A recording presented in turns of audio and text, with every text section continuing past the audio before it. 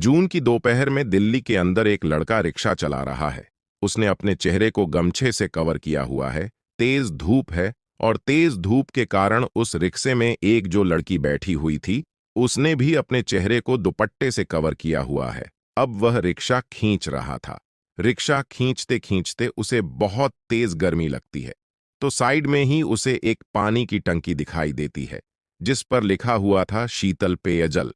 तो वह रिक्शा वाला उस लड़की से कहता है कि मैडम, अगर आपको कोई दिक्कत ना हो तो मैं जाकर यहां से पानी पी लूं। तो वह लड़की कहती है कि ठीक है, कोई परेशानी नहीं, तुम वहां पर जाकर पानी पी सकते हो। उसके बाद वह रिक्शा वाला रिक्शे से उतरता है और वहां जाकर अपना गमछा चेहरे से हटाता है और पानी पीने लगता है। अब जैसे ही रिक्शे में बैठी हुई लड़की उसके चेहरे को देखती है तो देखते ही एकदम से हैरान, परेशान और थोड़ी सी दुखी सी प्रतीत होती है। अब इसके बाद वह लड़का दोबारा से अपने गमछे को लपेटकर उस रिक्शा पर आकर बैठ जाता है और उस रिक्शे को खींचने लगता है। थोड़ी दूर आगे चलने पर वह लड़की अपने पास से एक छाता निकालती है और छाता निकालकर उसे उस लड़के के ऊपर तान देती है। अब इसके बाद वह लड़का कहता है कि मैडम, आप परेशान बेशक से ना हो, क्योंकि हमारा यह रोज का काम है। रोज ऐसे ही दोपहरी में हमें इस तरह से रिक्शा खींचना पड़ता है। लेकिन वह लड़की वहां पर कुछ बोलती नहीं है। वह चुपचाप उस छाते को उसके ऊपर फैलाए रखती है। वैसे ही उसकी मंजिल आ जाती है और उसे ट्रेन में बैठना था, रेलवे स्टेशन पर जाकर। तो जैसे ही वह लड़का रिक्शा रोकता है तो वहां से वह लड़की उतरती है और उतरने के बाद उसे उसके किराए के पैसे देती है और अपने चेहरे से उस दुपट्टे को हटाती है। अब जैसे ही वह लड़का उस लड़की के चेहरे को देखता है तो एकदम से उसकी आंखों से आंसू निकलने लगते हैं। इधर जो लड़की थी वह भी उस लड़के को देखकर फूट फूट कर रोने लगी थी। अभी चारों तरफ जो लोग खड़े हुए थे वह भी इन दोनों को देखकर बड़े हैरान हैं, परेशान है।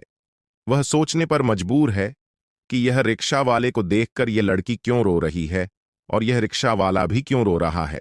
आखिर क्या कहानी थी, क्या किस्सा था, पूरी घटना की सच्चाई आइए जानते हैं इस वीडियो के माध्यम से। लेकिन दोस्तों, वीडियो में आगे बढ़ने से पहले वही आप लोग से छोटा सा रिक्वेस्ट है कि अगर आप लोग हमारे चैनल पर पहली बार आए हैं तो चैनल को सब्सक्राइब कर लीजिए और वीडियो को लाइक कर दीजिए, ताकि जो मेरा हौसला है वह और भी ज्यादा बढ़ता रहे, ताकि और भी ज्यादा इंटरेस्टिंग कहानियां ऐसे ही रोज रोज मैं आप लोगों को हमेशा सुनाता रहूं।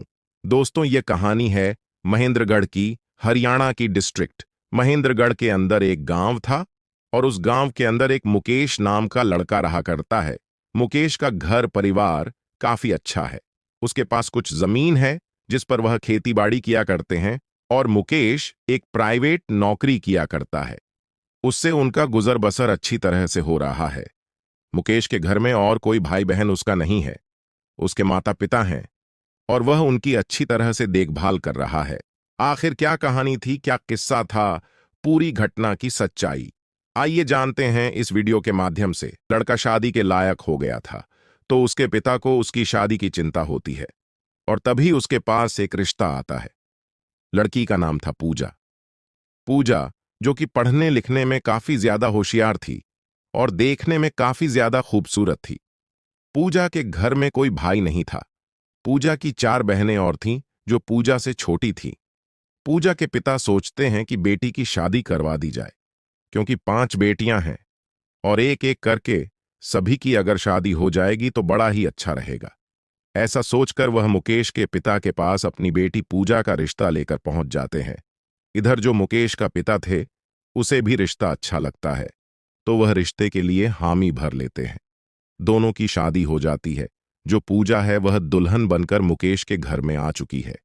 इधर मुकेश जैसे ही पहली बार पूजा को देखता है तो देखते ही उसे प्यार करने लगता है, क्योंकि पूजा देखने में काफी ज्यादा खूबसूरत थी।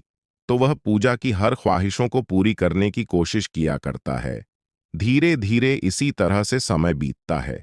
तभी पूजा एक दिन मुकेश से कहती है कि मुकेश, मुझे आगे पढ़ाई लिखाई करनी है और किसी बड़े मुकाम को हासिल करना है। इस बात को सुनकर मुकेश पूजा को एप्रिशिएट करता है और कहता है कि बहुत ही अच्छा होगा, क्योंकि मैंने तो पढ़ाई छोड़ दी है। अब तो मैं प्राइवेट जॉब किया करता हूं और साथ में खेतीबाड़ी को संभाला करता हूं। अगर तुम पढ़ती लिखती हो और बड़े मुकाम को हासिल करती हो तो इससे हमारा ही नाम रोशन होगा। ऐसा कहकर वह पूजा की पढ़ाई को दोबारा से जारी करवा देता है। इधर जो पूजा की सास थी वह भी पूजा पर बड़ा ही लाड़ प्यार किया करती थी। वह लोग उसे बड़े ही प्यार से रखा करते और उसे पढ़ने के लिए भी प्रॉपर टाइम दिया करते। धीरे धीरे समय बीतता है। समय बीतने के साथ साथ पूजा जहां पर कोचिंग लेने के लिए जाया करती तो वहां पर उसकी कुछ सहेलियां बन जाती हैं और वह अक्सर उनसे फोन पर बातें किया करती। अब कभी कभी जब मुकेश उसके पास फोन किया करता तो पूजा का फोन बिजी बताया करता, और इस बात को देखने के बाद जो मुकेश है उसके दिमाग में शक का कीड़ा घुस जाता है।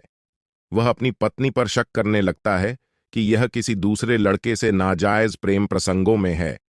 अब इस बात को जैसे ही उसकी पत्नी घर आती है तो वह उससे कहता है कि तुम्हारा फोन बिजी कहाँ था। तो वह बताती है कि मैं अपनी सहेली से बात कर रही थी और उसी वजह से मेरा फोन बिजी आ रहा था। लेकिन जो मुकेश है उसके दिमाग में केवल वही बात चल रही थी कि यह काफी ज्यादा खूबसूरत है और बाहर पढ़ने के लिए जाती है। यह जरूर किसी ना किसी और के साथ नाजायज प्रेम प्रसंगों में है। अब ऐसा कहकर वह उसे धुतकाने लगता है और बार बार उल्टी सीधी बातें उससे कहने लगता है। मुकेश कहता है कि तू बाहर जाकर मुंह मारती है, तेरा घर में पेट नहीं भरता। अब यह बात पूजा को बड़ी ही बुरी लगती है, क्योंकि पूजा कहीं पर भी गलत नहीं थी। तो अपने पति से कहती है कि ऐसी कोई बात नहीं है। अगर आपको इस बात का विश्वास नहीं है तो आप चाहे जो मुझे कसम दिला लो या फिर जो भी आपकी परीक्षा हो वह परीक्षा ले सकते हो। और यह रहा आपके पास फोन, इस फोन में देख लो। अगर किसी और का नंबर भी हो तो। तभी वह कहता है कि तुम पढ़ी लिखी हो और तुमने वह नंबर को डिलीट कर दिया होगा। अब इस बात को पूजा जैसे ही सुनती है तो मुकेश से थोड़ी ऊंची आवाज में बात कर जाती है। कहती है कि तुम ऐसा कैसे कह सकते हो, मेरे कैरेक्टर पर उंगली कैसे उठा सकते हो। अब जैसे ही मुकेश उसकी ऊंची आवाज को सुनता है, उसका दिमाग खराब पहले से ही था, तो वह पूजा पर हाथ उठा देता है। अब जैसे ही पूजा के ऊपर मुकेश ने हाथ उठाया था तो पूजा एकदम से बौखला जाती है और अपने पिता को फोन करती है और पूरी घटना अपने पिता को बताती है और कहती है कि पिताजी, इसके साथ अब मुझे एक सेकंड भी नहीं रहना। मैं अभी के अभी यहां से आ रही हूं और अगर आप चाहते हो कि मैं इसी घर में रहूं तो यह अब संभव नहीं है, क्योंकि इसने मेरे कैरेक्टर पर उंगली उठाई है और मैं अपने कैरेक्टर को अच्छी तरह से जानती हूं। मैंने ऐसा कुछ भी नहीं किया और जो काम मैंने किया नहीं है उसके लिए भला मैं सजा क्यों भुगतूं। ऐसा कहकर वह फोन काट देती है और अपने सामान को बांधकर सीधा अपने मायके चली जाती है। उधर उसका पिता उसे समझाने की कोशिश करता है, लेकिन वह अपने पिता से साफ इनकार कर देती है। कहती है कि पिताजी, जो लड़का मुझे अच्छी तरह से समझ नहीं सकता उसके साथ रहने से क्या फायदा। उसके बाद कुछ दिनों तक पूजा अपने ही मायके में बनी रहती है। इधर जो मुकेश था वह भी गुस्सा होकर अपने घर पर बैठा रहता है। धीरे धीरे समय बीतता है और समय बीतने के साथ साथ पूजा तलाक का केस कोर्ट में फाइल कर देती है। अब कोर्ट में केस आ गया था और केस के समन मुकेश के पास आते हैं। अब जैसे ही समन को मुकेश देखता है तो उसका दिमाग और भी ज्यादा खराब हो जाता है और वह उसे तलाक देने का फैसला कर लेता है। कुछ दिनों तक कोर्ट में केस चलता है और केस चलने के बाद उन दोनों का तलाक हो जाता है। तलाक होने के बाद कुछ राशि तय की गई थी जो मुकेश पूजा को तलाक के एवज में देगा। उस राशि को चुकाने के लिए मुकेश ने अपने खेत तक गिरवी धर दिए थे, लेकिन उस राशि को पूजा को दे दिया था। अब मुकेश अपने घर है और पूजा अपने घर है। पूजा अपने घर पर रहती है। उसके पिता कहते हैं कि बेटी, पहाड़ जैसी जिंदगी है, तू किसी और से शादी कर ले। लेकिन पूजा साफ मना कर देती है। कहती है कि पिताजी, अब मुझे शादी करनी ही नहीं है। आगे भी कोई ऐसा लड़का मिलेगा जो मेरे कैरेक्टर पर उंगली उठाएगा तो इस वजह से मुझे अब किसी से शादी नहीं करनी है। मैं पढ़ना लिखना चाहती हूं और पढ़ लिखकर एक अच्छी सी सरकारी नौकरी प्राप्त करना चाहती हूं। इसके बाद उसके पिता कई बार उससे कहते हैं, लेकिन वह मना कर देती है और वह अपनी पढ़ाई लिखाई को जारी रखती है। धीरे धीरे समय बीतता है और उसके तलाक को लगभग 5 साल हो गए थे। इस दौरान उसने कई सरकारी फॉर्म भरे थे और उनके टेस्ट दिए थे, लेकिन टेस्ट में वह कुछ नंबर से रह गई थी। अब वह धीरे धीरे मेहनत करती रहती है और मेहनत उसकी रंग लाती है। एक दिन उसको पता चलता है कि उसने एसडीएम का टेस्ट क्लियर कर लिया है। अब एसडीएम बनने वाली है और उसके लिए उसे ट्रेनिंग के लिए चंडीगढ़ जाना पड़ेगा। अब इस बात को जैसे ही उसके घर वाले सुनते हैं और गांव वाले सुनते हैं तो बड़ा ही खुश होते हैं, खुशियां मनाते हैं कि हमारे गांव की लड़की एसडीएम बनने वाली है। अब उसके बाद पूजा जैसी ट्रेनिंग पर जाती है तो अपने घर से दिल्ली के लिए बस पकड़ती है और वहां पर जाकर बस स्टैंड पर उतर जाती है। वहां से उसे रिक्शा करना था और रिक्शे से उसे रेलवे स्टेशन जाना था रेल में बैठकर। वह चंडीगढ़ जाना चाहती थी और वहां पर अपनी ट्रेनिंग को कंप्लीट करना चाहती थी। अब इसके बाद दोस्तों, वह बस स्टैंड पर खड़ी हुई है। गर्मियों के दिन है, दोपहरी पड़ रही है और दोपहरी की वजह से उसने अपने चेहरे को अपने दुपट्टे से कवर कर लिया है। वहां पर खड़ी होकर वह रिक्शा का वेट कर रही है। तभी एक रिक्शा वाला आता है। वह उसको रोकती है और पूछती है कि यहां से मुझे रेलवे स्टेशन जाना है और कितने रुपए लोगे। वह कहता है कि मैं तो 200 रुपया लूंगा। तभी वह उस रिक्शे वाले से मना कर देती है, कहती है कि यह 200 रुपए तो बहुत ज्यादा है, थोड़ा कम में बताओ। तो उसके बाद कहता है कि आपको 150 देने हैं। चलना है तो चलो, बहुत ज्यादा गर्मी पड़ रही है और गर्मी में हम आपको वहां तक ले जाएंगे, मैं तो इतने पैसे ही लूंगा। उसके बाद दूसरा रिक्शा वाला आता है, वह 100 रुपया बताता है। उसके बाद एक रिक्शा वाला दूर खड़ा हुआ था, वह सब कुछ देख रहा था। उसने भी अपने चेहरे पर गमछा लपेटा हुआ था। तो वह अपने रिक्शे को लेकर वहां पर आता है और कहता है कि मैडम आपको कहाँ जाना है। तो वह बताती है कि मुझे तो रेलवे स्टेशन जाना है, तुम कितने पैसे लोगे। तो उसके बाद रिक्शा वाला कहता है कि मैडम जो आपको अच्छा लगे वह दे देना। लेकिन वह कहती है कि नहीं, ऐसे नहीं, तुम पहले बताओ कि तुम कितने पैसे लोगे। तो वह कहता है कि ठीक है, आप मुझे ₹80 दे देना। सुबह से मेरी बोहनी भी नहीं हुई है, अगर आप मेरे रिक्शे में बैठोगे तो मेरी बोहनी हो जाएगी और हमारा पेट भरने का जुगाड़ हो जाएगा। उसके बाद वह लड़की उस रिक्शे में बैठ जाती है।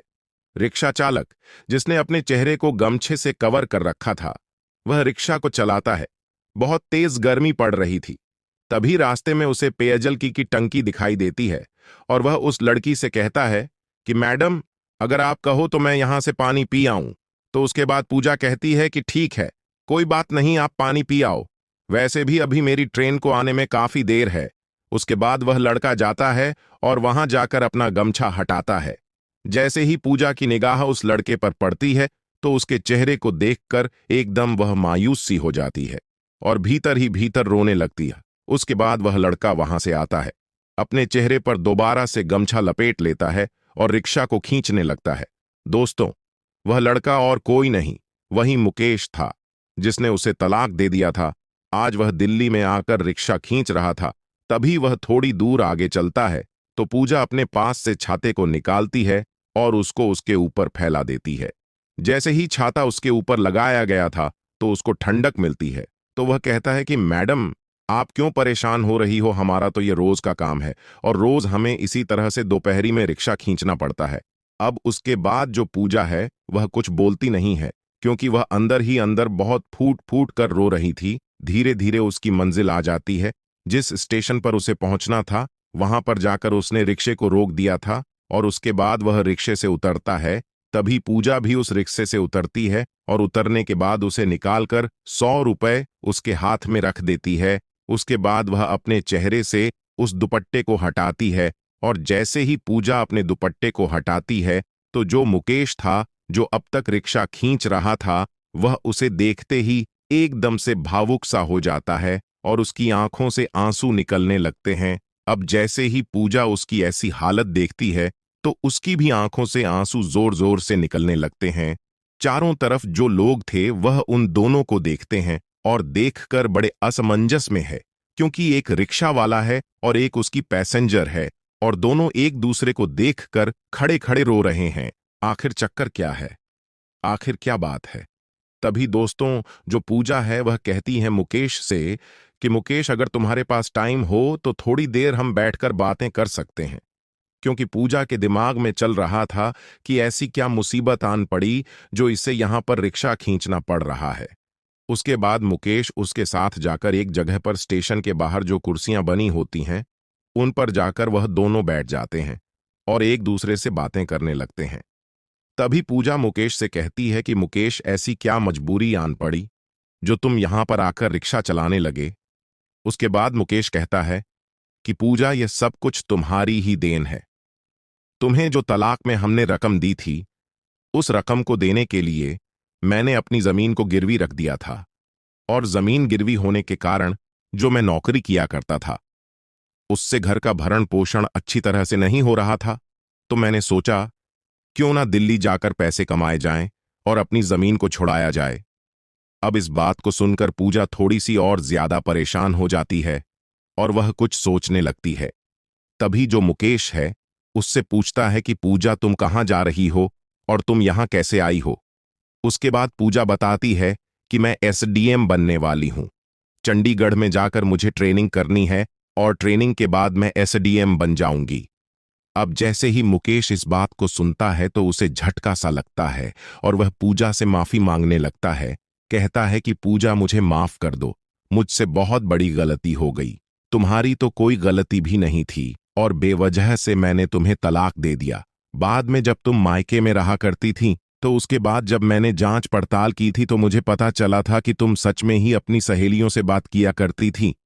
लेकिन उसके कुछ दिनों बाद ही तुमने तलाक के पेपर भेज दिए थे, और जैसे ही मैंने तलाक के पेपर देखे तो उसके बाद मुझे गुस्सा आ गया।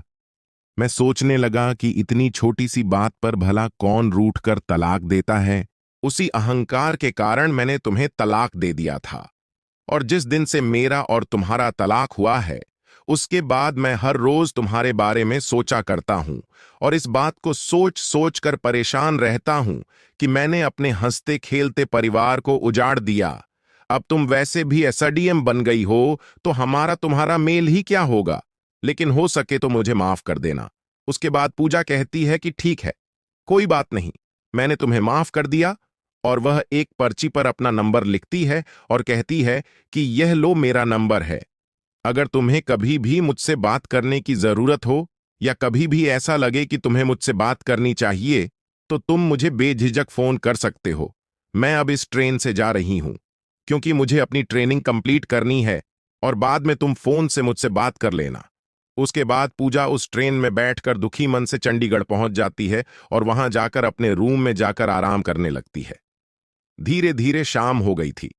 शाम के समय जो मुकेश था वह पूजा के पास फोन करता है, पूजा से बात करता है, और बातों ही बातों में उन दोनों को एहसास होता है कि उन दोनों ने जो भी किया है वह बहुत ही गलत किया है, ऐसा उन्हें नहीं करना चाहिए था। तो पूजा अब मुकेश से कहती है कि मुकेश, अब तुम रिक्शा मत चलाओ, तुम यहां पर मेरे पास चंडीगढ़ आ जाओ और मैं यहां पर तुम्हें एक अच्छी सी नौकरी दिला दूंगी। अब इस बात को जैसे मुकेश सुनता है तो वह उस रिक्शे को जमा करता है, क्योंकि उस रिक्शे को वह किराए पर चलाया करता था और दिन भर उसे चलाकर उससे पैसे कमाया करता था। तो मुकेश उस रिक्शे को जमा करने के बाद सीधा चंडीगढ़ पहुंचता है पूजा के पास, और दोनों एक ही साथ रहने लगते हैं। इधर जो पूजा है वह भी अपनी बीती बातों को याद करती है, इधर जो मुकेश है वह भी बीती बातों को याद करता है, और दोनों को पछतावा होता है कि इतनी छोटी सी बातों के ऊपर हमने अपने घर को बर्बाद कर लिया। ऐसा करना बिल्कुल सही नहीं था। तो अचानक से दोनों एक दूसरे से कह देते हैं कि हम दोनों को अब शादी कर लेनी चाहिए। उसके बाद पूजा और मुकेश एक मंदिर में जाकर एक दूसरे से शादी कर लेते हैं, और शादी करने के बाद वह दोनों अपने अपने घर वालों को बता देते हैं, बताते हैं कि हम दोनों ने दोबारा से शादी कर ली है और हम दोनों एक दूसरे के साथ मिलजुल कर रहेंगे। उसके बाद पूजा की पोस्टिंग हो जाती है, और पोस्टिंग होने के बाद पूजा मुकेश के साथ हंसी खुशी रहा करती है। अब कुछ दिनों बाद उन्हें एक बच्चा भी हो जाता है, और उस बच्चे को लेकर वह लोग दोबारा से अपने गांव जाते हैं, और वहां जाकर जो भी इस बात को सुनता है वह बड़ा ही खुश होता है, क्योंकि आखिरकार उन दोनों ने अपना घर दोबारा से बसा लिया था। अब पूजा अच्छा सा पैसा कमाती है, और पैसा कमाने के बाद अपनी चारों बहनों की शादी बड़ी ही धूमधाम से करती है। वह लोग हंसी खुशी एक साथ मिलजुल कर रहा करते हैं। तो दोस्तों, यह थी कहानी जहां पर एक परिवार पहले तो उजड़ा और उजड़ने के बाद दोबारा से बस गया, और हंसी खुशी वह लोग एक दूसरे के साथ रहा करते हैं। आपको कहानी जैसी भी लगी हो कमेंट सेक्शन में बता देना। बाकी दोस्तों, वीडियो अच्छी लगी हो तो वीडियो को लाइक, शेयर और चैनल को सब्सक्राइब जरूर करें। आप सभी लोग का बहुत बहुत धन्यवाद। जय हिंद, जय भारत।